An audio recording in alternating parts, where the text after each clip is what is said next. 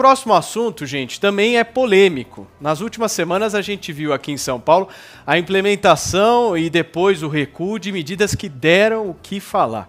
Teve aquela iniciativa de se promover uma série de bloqueios para causar congestionamentos artificiais. Depois, a ampliação do rodízio, né, para aquele dia sim, dia não. Essas ações, na teoria, tinham o propósito do quê? De desestimular as pessoas a saírem de casa, aumentando assim o índice de isolamento social.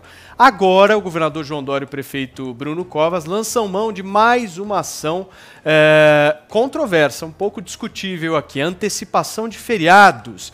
Vini, conta um pouquinho como é que vai funcionar esse mega feriado nosso, hein?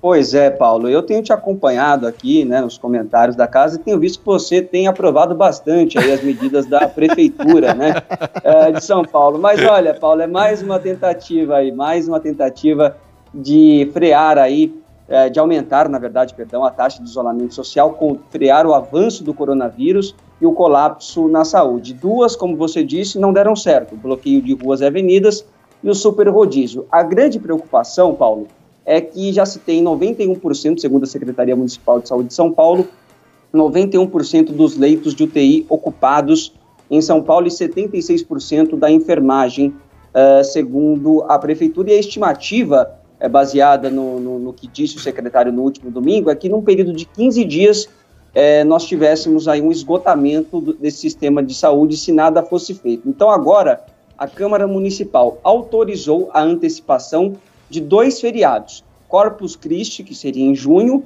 e o Dia da Consciência Negra, que seria no dia 20 de novembro. Eles serão transferidos, respectivamente, para esta semana já, quarta-feira e quinta-feira. E na sexta fica como ponto facultativo. A ideia, Paulo, é que se repita aquilo que acontece aos finais de semana, quando a taxa de isolamento sobe. A expectativa e o desejo da Prefeitura é que as demais cidades da região metropolitana também adotem este feriado antecipado, né, para que fique uma coisa um pouco mais integrada, porque você sabe que tem muita gente que sai de São Paulo para trabalhar em outras cidades e vice-versa. Vamos ver um pouquinho, Paulo, do apelo que o prefeito de São Paulo, Bruno Covas, fez por essa antecipação aí das demais regiões também. Criando uma simbiose muito positiva aqui na região metropolitana, já que nós temos várias pessoas que moram numa cidade e trabalham na outra. Ou seja, é mais uma forma que a Prefeitura e o Estado têm encontrado para poder ampliar o isolamento, não deixar com que todo mundo fique doente ao mesmo tempo, da mesma forma que estamos correndo contra o tempo para poder inaugurar esses leitos de UTI e de enfermaria que ainda pretendemos inaugurar no mês de maio. Muito bem, pois Paulinha. É, Paulo. Olha, nessa coletiva ainda, só para finalizar, perfeito, o governador de São Paulo, João Dória, também enviou um projeto para a Assembleia Legislativa para que se antecipe também um outro feriado, um feriado estadual do dia 9 de julho para a próxima segunda-feira. E assim nós teríamos na capital paulista, por exemplo, 6 dias desse feriado prolongado. O governador vai tentar aí também dialogar para que as outras cidades façam o mesmo. Segundo Dória, Paulo, quanto maior for o isolamento social, maiores as chances de superarmos a fase mais dura da quarentena. E que o não isolamento, a desobediência e o desacordo com as orientações de saúde e de medicina prejudica o conjunto de decisões do governo do Estado para a ativação da recuperação econômica. Perfeito, Vini. Agora, Adriles, eu queria te perguntar o seguinte, se a gente for analisar as taxas de isolamento social do final de semana, elas sobem 2, 3, 4% aí, em média, do que é durante a semana, né? Ou seja, é um número muito baixo. O governo pede 70%. Nem no final de semana está chegando esse 70%. Essa medida de antecipar os feriados, primeiro, quais são as consequências? Segundo, você concorda ou discorda? É inócua.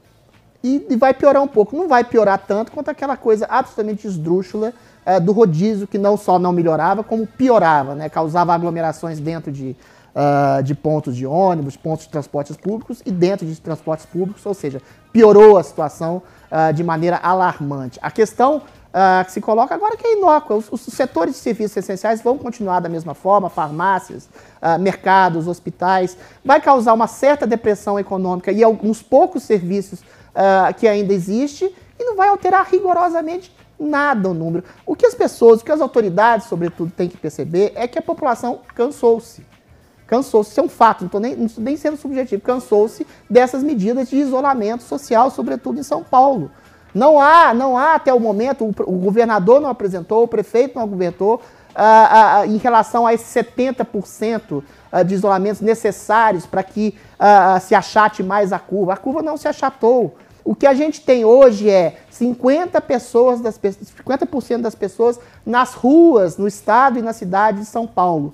O que a gente precisa é de um relaxamento urgente para amanhã das pessoas trabalharem com distanciamento social, uso de álcool gel permanente, uso de máscaras, medidas profiláticas de distanciamento, controle de afluxos em lojas e estabelecimentos comerciais.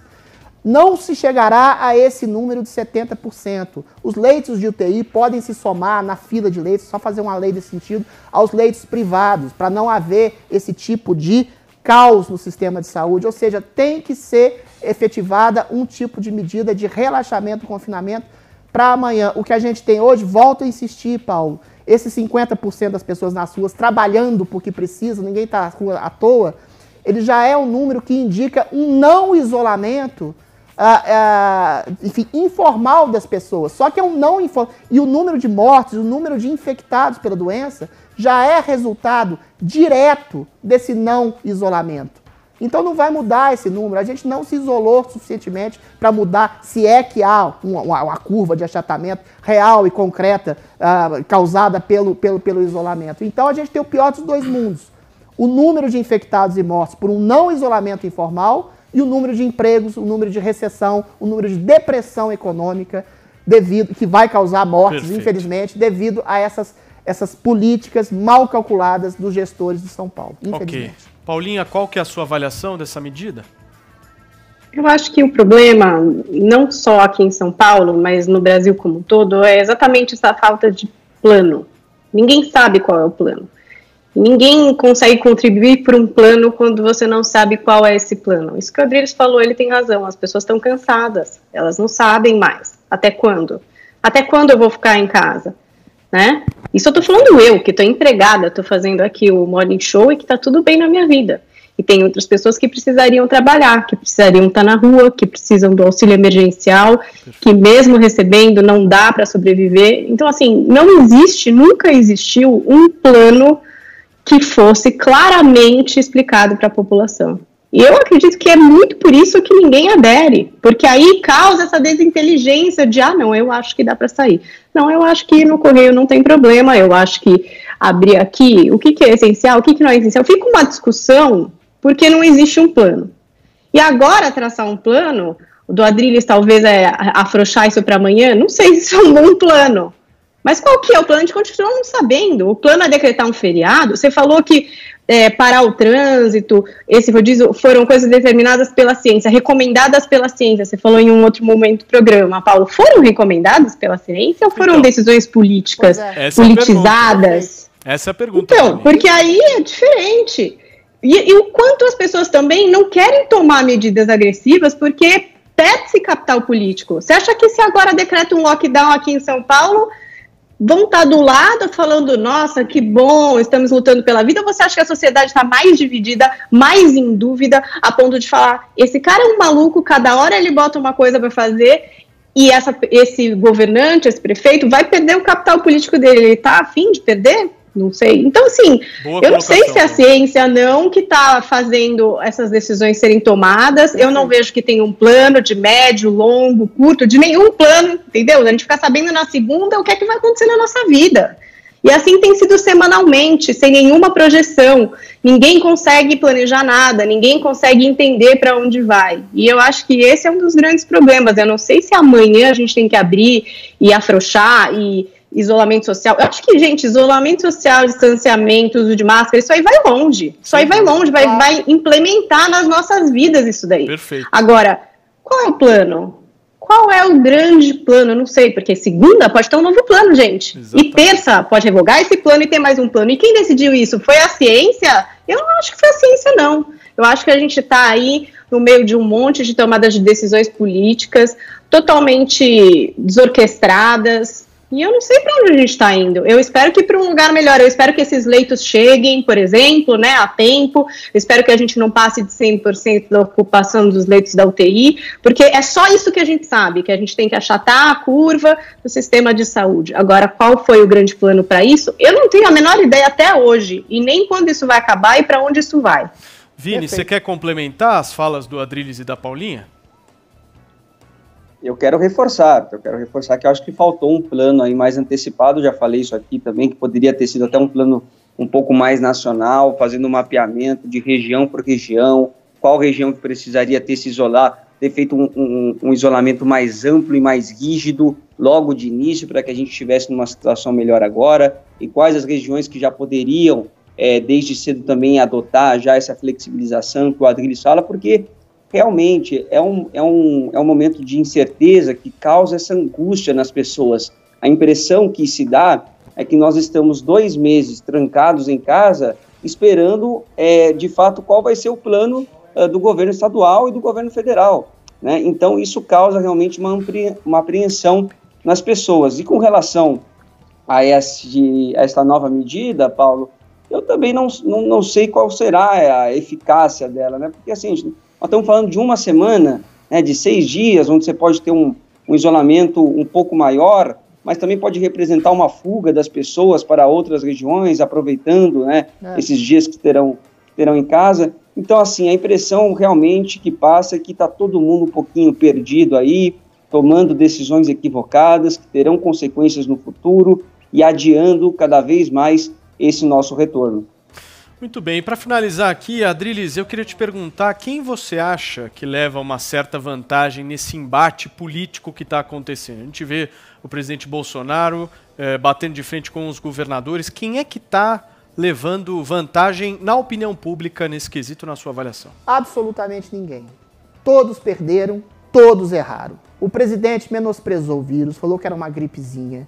Se ele, de alguma forma, ele encampou um discurso que eu encampo, de uma maior liberdade das pessoas, com o cálculo de risco, vivendo o distanciamento social, para preservar os empregos, para preservar os trabalhos, para preservar, sobretudo, o sustento de um pai de família que mora numa favela que quer alimentar seus filhos, ele o fez da pior maneira possível, estimulando aglomerações, desprezando o cálculo de mortes da Covid.